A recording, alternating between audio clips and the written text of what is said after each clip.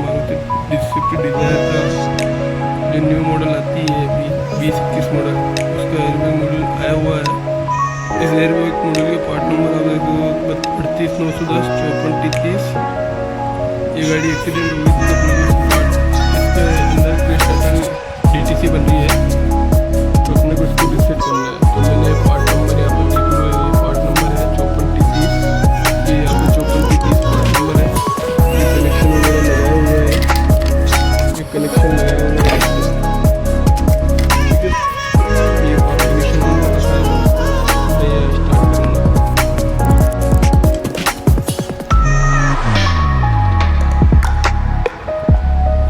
ये मैं स्टार्ट करता हूँ। बेंच मोड पर ही होता है, कनेक्शन वगैरह सब लगा हुआ है। मैं आपको DTC रीड करके बताऊँगा।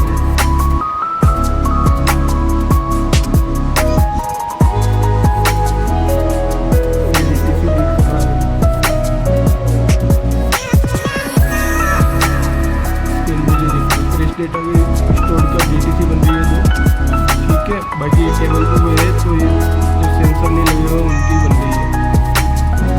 ये इसी इनको ये सेम पार्ट नंबर आपने को दिखा दिया। अब मैं इसके लिए स्क्रैच करता हूँ।